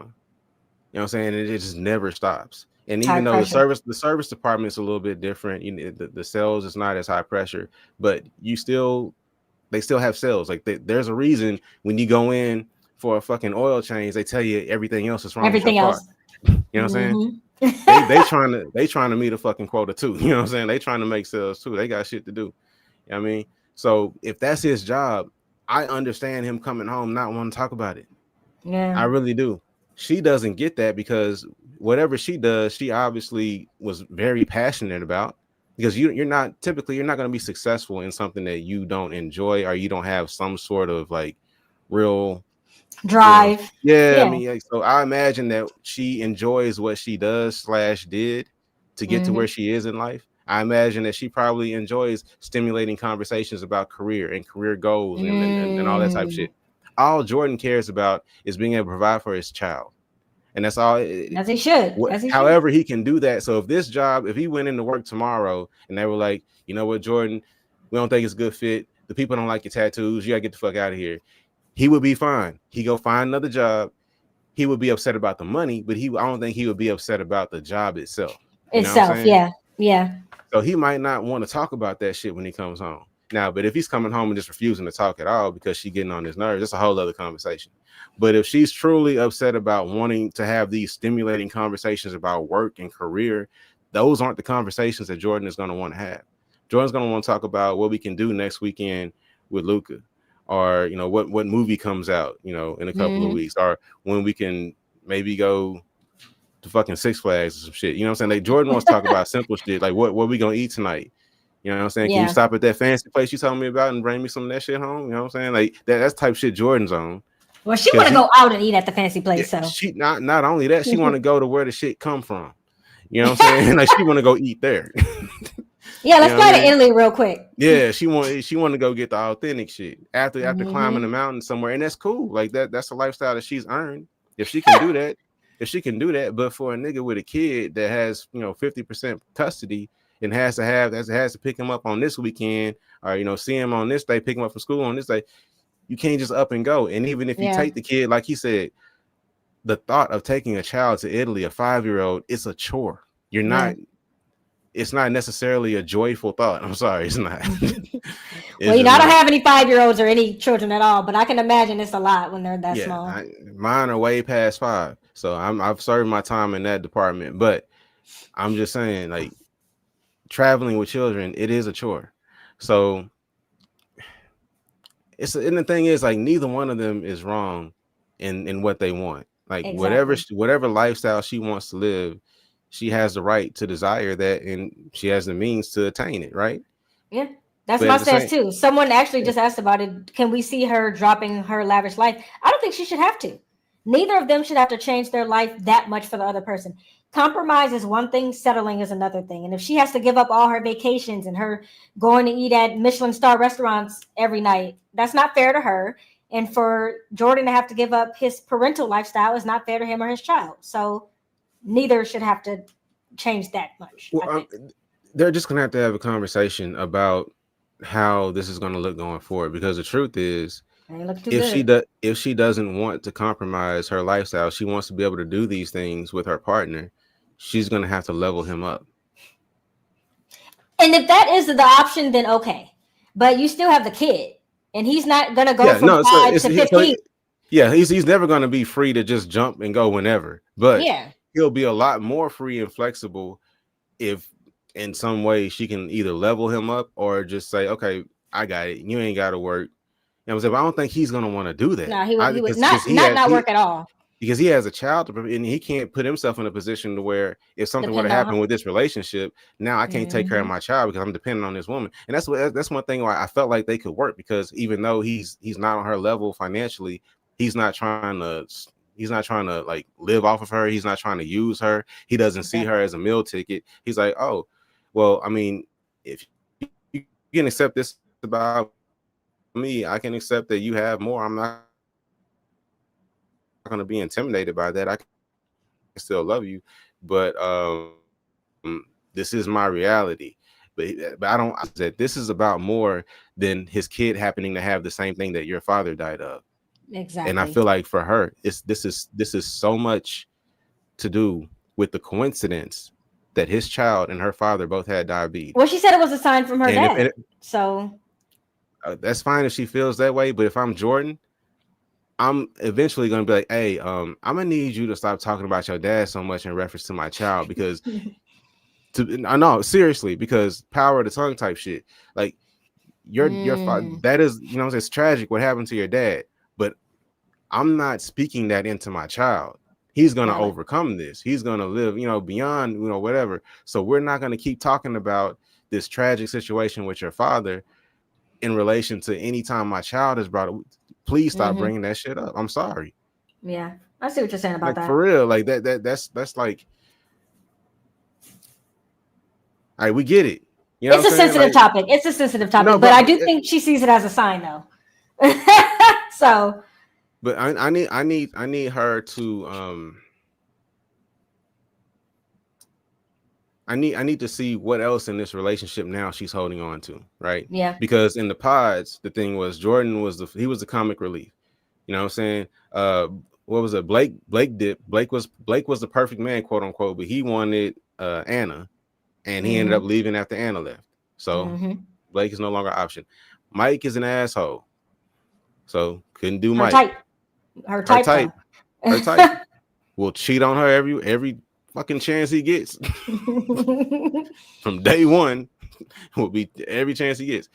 And then the last contestant was Jordan. Her man just wasn't there. It just wasn't there, because the last contestant was Jordan, and although they get along, they could have a great friendship, whatever.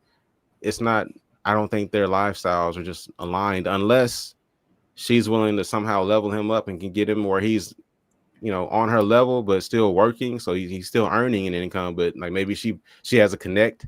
She can put him with somebody. She definitely has the connections. Her network is probably solid. She probably has a network to level him up, but that's what's going to have to happen. Because as long as he's living check to check, which I'm not saying he's, because we talked about this. I don't think he's broke, quote unquote. Yeah, exactly. He's just not, she's wealthy, she got money.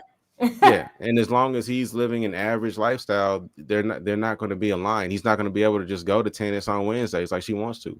And that's not, if that's something that she wants to do with her husband, then she needs to find a way to help him get to that point. And that is, I think, primarily on her, because he never said that he wanted to do that. He never said that he aspired to be a person that gets to go play tennis on Wednesdays. He might just be cool being a service manager at a car dealership, if that's where he is. I'm just assuming it's a car dealership. I don't know. I mean, the thing is, sales can be, you could take that into any industry. If he does have a little bit of sales experience, she could probably connect him with the right people, and he could be making a lot of money. People who do sales, like, they bring in a lot. It's a hard job, but they bring in a lot.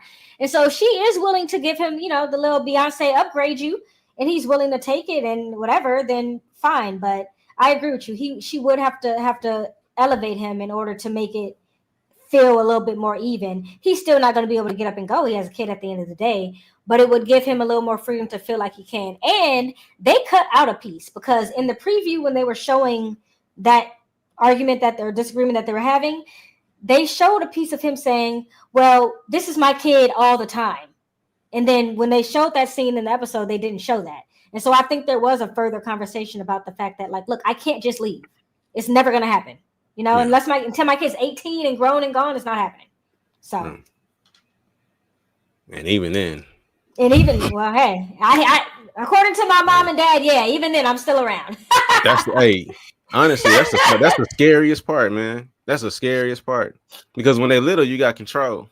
You know what I'm saying? you can grab them before they fall off the couch and hit their head. when they get older and they all driving, they wait till your kid drive out somewhere. That'll fuck you up.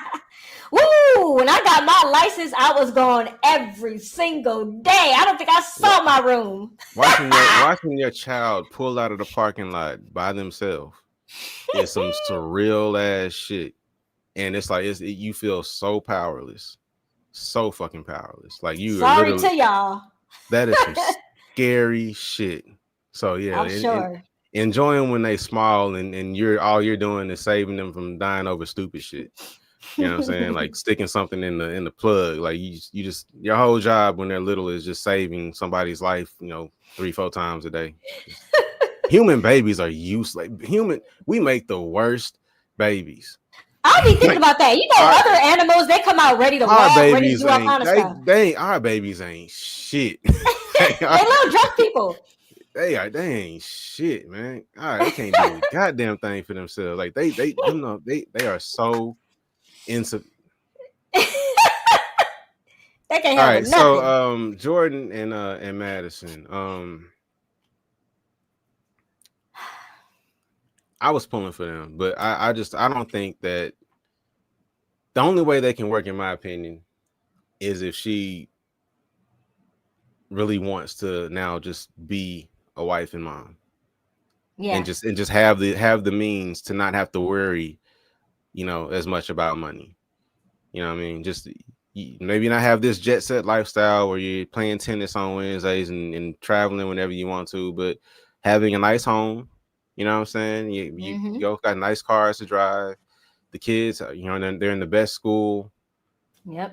You're providing them with the best possible life. If that's ultimately what she's ready for, and she's not trying to be out here and do all of that, then they could work. But if she wants to live the life that she's earned, then he's not the man for her. And that's why when they were talking in the pods, I was like, why are they still talking? Why?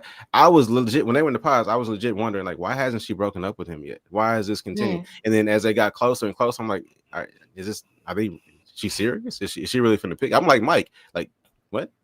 Like Mike was beside himself. Like, I know she's not she's not picking this dude with a child, this kid with a child who lives check to check. Like she's not about to pick him over me. I got bread. Yeah. She got bread. He's used to that money talking for him. Yeah, so like Mike, but I felt I was in the same boat. I was like, Mike, she don't know you. I mean, maybe she does. She obviously she did know he was an asshole, but I was with Mike. I was like, man, I can't believe she's picking him either. I felt like, and this with everybody else on the show, she just wanted to go through the process, man. She was gonna pick somebody. She was leaving here with something. She leaving here with something. Latrell, I think it's, sorry if I'm saying it wrong, says.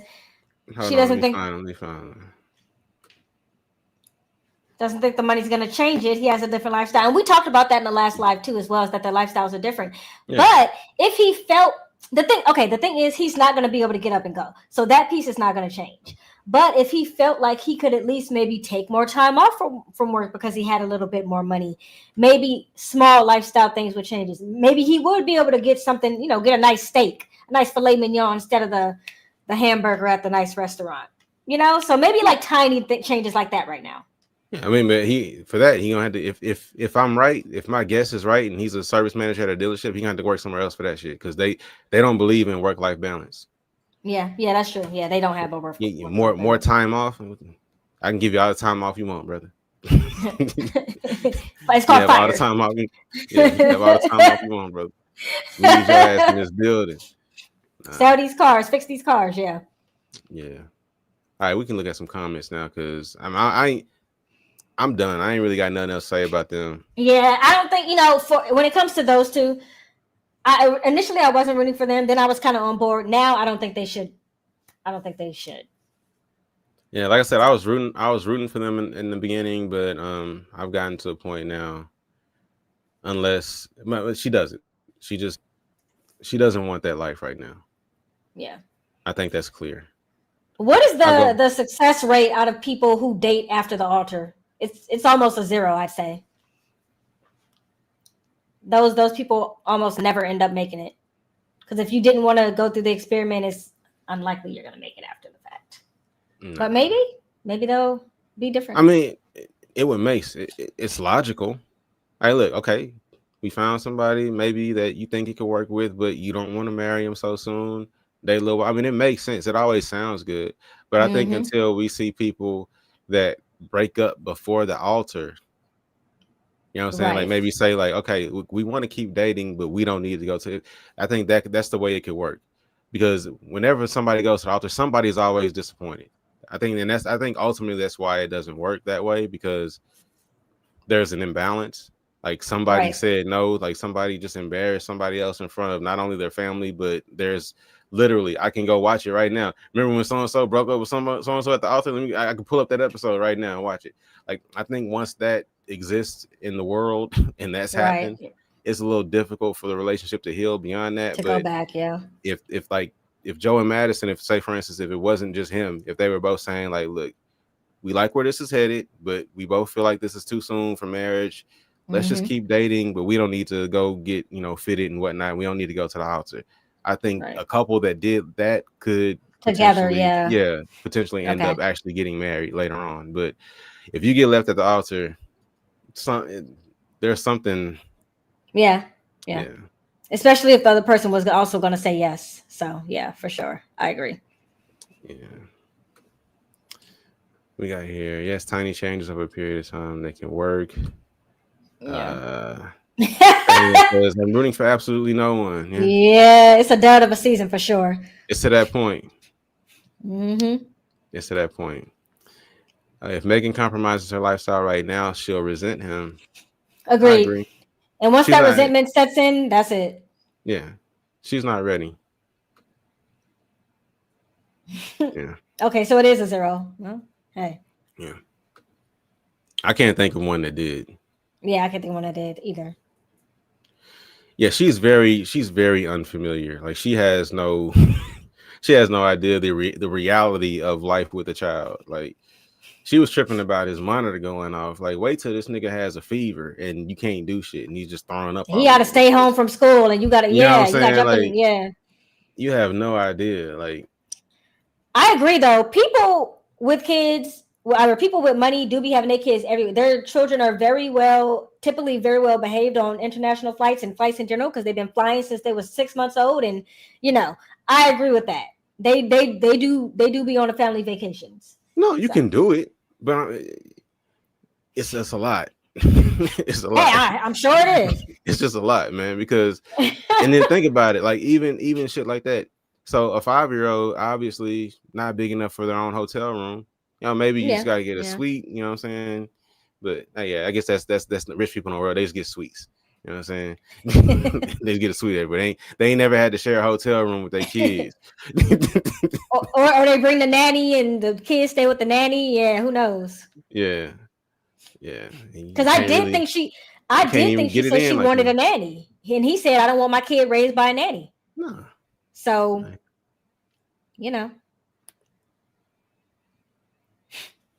they do be there. Exactly. That's just see. Yeah, I got to it. They do. So they're not really doing the heavy lifting. Get the kid on the plane. Get the kid in the car seat. They probably sitting in first class, and the nanny probably a class below, or handling the kid in first class. So who knows? I don't know. This is a legit question. I don't know. What else have they connected on since the pods? I've come to the conclusion that it's just the diabetes. That's my take. I don't see this crazy romantic spark between them anymore. I'm not seeing him making her laugh every 2 seconds like when they were in the pods.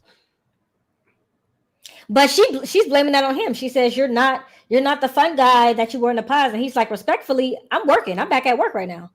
Well, I mean, and what I said in my review is also true about that. Like comedians, oftentimes are pretty depressed. Right. Yeah. Some of the funniest people are like, because comedy is largely derived from pain, life experiences, shit that you went through, embarrassment. Like all the comedians that go up and tell self-deprecating jokes.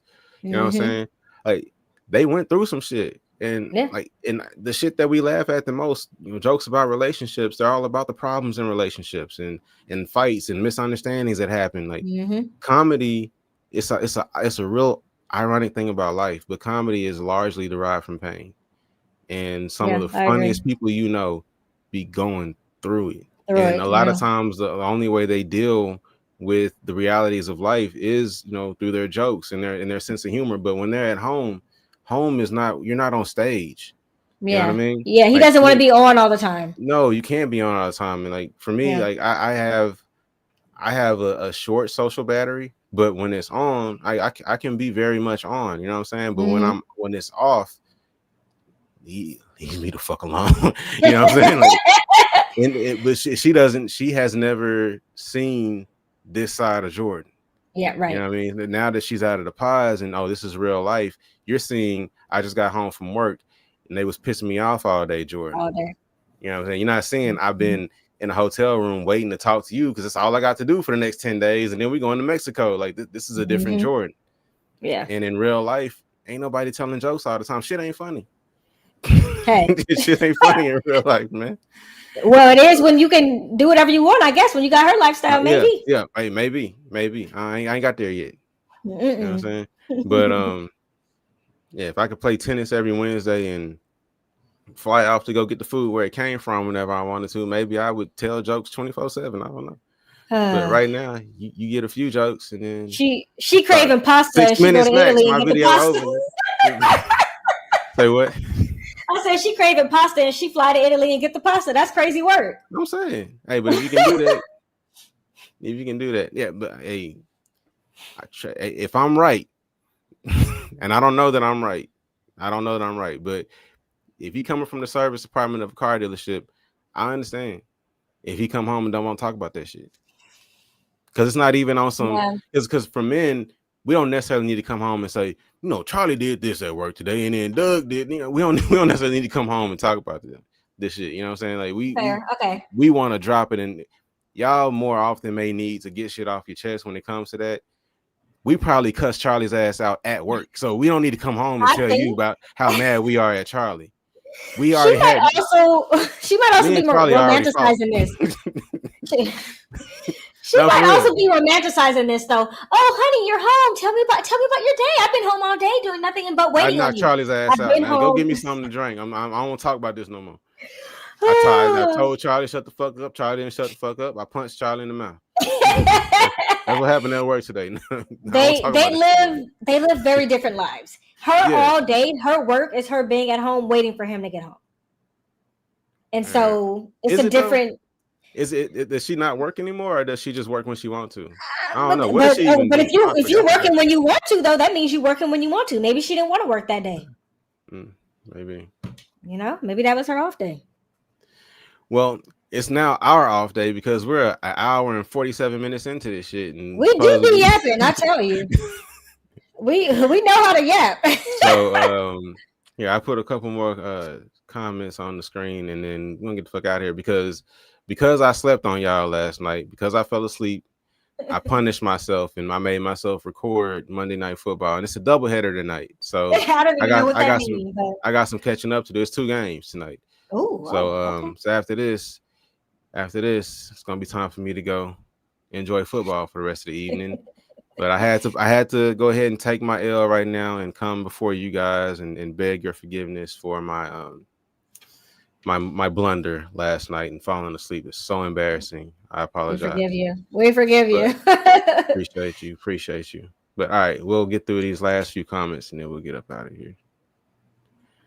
I appreciate this conversation of comedic value and people who use comedy to mask feelings. It's very real. Check on your friends. Yeah, absolutely. Check on the funny people. Check on the people that always make you laugh. They you go to when you need to be brought up a little bit, because they probably the ones suffering the most. And the thing is, they ain't finna tell you because they know you can't do shit.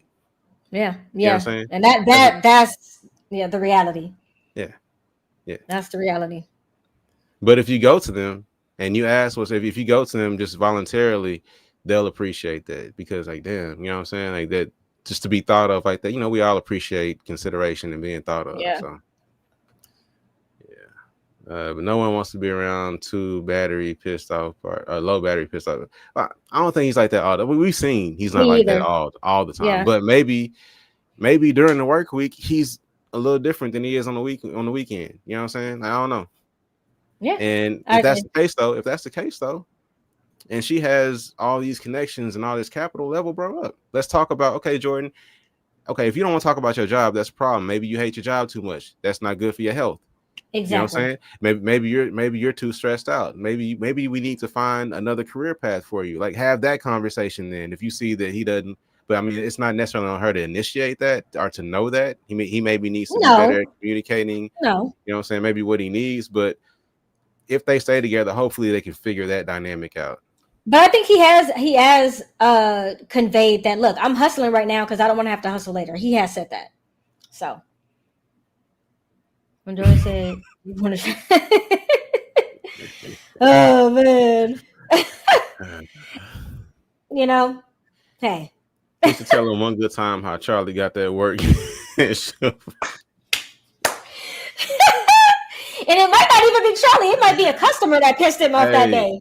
Yeah, but you can't fight the customer though. You can fight Charlie. You can cuss Charlie ass out. You can't do nothing to the customer. That's crazy.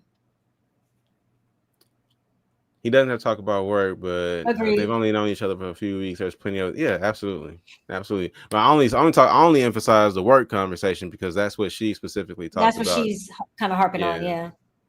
But with that, appreciate y'all. It's been a good group in here tonight.